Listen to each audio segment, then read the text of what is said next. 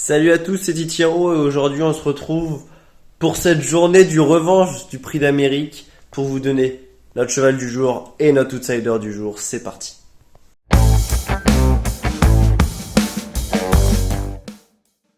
N'hésitez pas à rester jusqu'à la fin de la vidéo car on a une petite surprise comme d'habitude. On va vous donner notre outsider du jour pour ce Grand Prix de France, le quintet du jour. Mais avant cela, comme d'habitude, revenons sur notre cheval du jour et notre outsider du jour de la veille. Notre cheval du jour, c'était Kentucky Ideal. Voilà, Kentucky Ideal qui découvrait donc les 2100 mètres au trot monté. Il a pris la tête au prix d'un beau forcing, a mené bon train jusqu'à entrer ligne droite, où il s'est déporté légèrement sur sa droite, ce qui a suffi pour Kilou Jimer à s'incruster à la corde. Adrien Lamy a dû plus ou moins assurer toute la ligne droite. Et malheureusement, le cheval se fait ajuster sur le poteau. Bon, au moment où je vous avais donné le cheval du jour, hier, il était à 3 euros. Il est descendu à 2, puis remonté à 2,3. Mais voilà, étant donné qu'il finit deuxième, la place est restée à 1,30 placé. Donc c'est là la place, hein, mais on aura bien aimé la gagne, on vous l'avoue. Notre outsider du jour, hier, a frappé fort. Alpha qui a déjoué toute l'opposition hier et qui s'est imposé à une cote de 6,5 euros. Voilà, donc outsider, lorsqu'on vous l'avait donné, il était à 8 euros. Il était descendu à 4 sur certaines plateformes. Donc il était vachement joué. Il est remonté à 6,5. Donc on s'en contente, sincèrement. C'était vraiment cadeau. 6,5, elle s'est baladée. Elle avait quand même fini 7ème du Cornulier, juste derrière Geisha Speed qui a remporté le prix de l'Île-de-France juste derrière. Donc voilà, elle méritait sa belle course. La voici, même si elle en avait déjà gagné 2 avant dans le meeting. Voilà, elle fait un super meeting, elle a encore de l'argent à reprendre, c'était d'autant plus la moins riche du lot. Donc suivez-la toujours, mais est-ce que vous la toucherez toujours à cette même cote? Ça, j'en suis moins sûr. Pour notre cheval du jour, évidemment, direction Vincennes aujourd'hui, avec la première épreuve, une course réservée au L. Nous avons décidé de choisir le 104 Lizano d'Alouette. Voilà, Lizano d'Alouette, c'est un pensionnaire d'Arnaud Chavat qui n'a tout simplement pas été encore battu. Il s'est imposé très plaisamment dernièrement sur l'hippodrome de Vincennes, où il affrontait un lot beaucoup moins faible. Le deuxième, c'était Lord Smart, un des deuxièmes concurrents donc d'Arnaud Chavat. Lizano d'Alouette, c'est quand même le L le plus estimé de l'écurie. Donc on y attend une bonne performance, je pense, dans l'entourage. C'est vrai que il y a quelques concurrents, mais ils sont que 8 partants. Lui, il est capable d'aller devant. S'il y a une course tactique, lui, il peut se débarrasser de cette tactique, justement.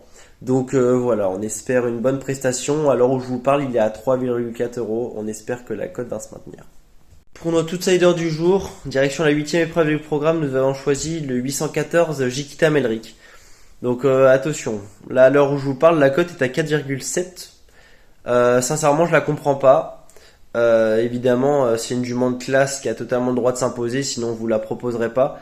Mais je la pense plus ou moins hors distance quand même. Et surtout, c'est une jument assez fautive. C'est surtout pour ça que on vous la propose en outsider et pas en cheval du jour. En fait, finalement, les favoris dans cette épreuve, ils ont un peu tous le même profil. C'est des chevaux de train qui n'ont pas forcément beaucoup d'expérience sur la courte distance. Et donc c'est son cas avec Jikita Melrick. Donc sincèrement, je vois pas comment sa cote elle va finir en dessous de 7 euros. Donc c'est pour ça qu'on vous la propose quand même malgré une cote d'ouverture très basse au moment où on tourne la vidéo. Donc voilà, elle a pour elle évidemment sa classe, elle a quand même marché une 13,9 sur 2007, elle a le record, et une 12,9, je sais plus exactement, excusez-moi. Et mais voilà, ça reste une jument compliquée, même si Guillaume Martin la connaît très bien.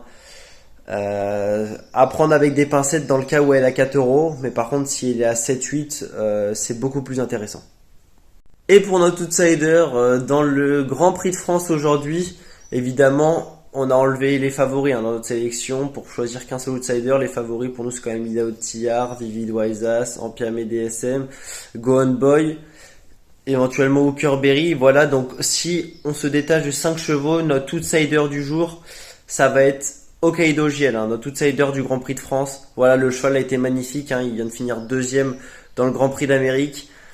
C'est un cheval qui fait très bien les 2100 mètres, hein, il a le record en 1,91 dans le René Ballière.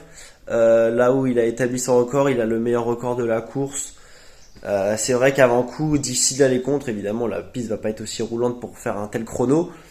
Mais voilà, enfin simplement qu'il se fasse pas piéger son numéro 17. Mais c'est vrai que s'il arrive à trouver une place dans le wagon de 2 ou dans le wagon de 300, devoir le mener, faudra faire attention à sa pointe de vitesse finale. Donc Hokkaido GL, c'est notre outsider pour ce Grand Prix de France. En tout cas, j'espère que cette vidéo vous a plu. Si c'est le cas, n'hésitez pas à mettre un petit pouce vert, à toujours vous abonner, ça fait plaisir. On est bientôt aux 1000 abonnés hein, sur notre chaîne YouTube. N'hésitez pas à nous dire en commentaire si vous êtes d'accord avec nos chevaux. Et on se retrouve donc dès lundi, où c'est Manu qui vous parlera du cheval du jour et de l'outsider du jour. C'était Titiro pour Manu Turf. Ciao ciao.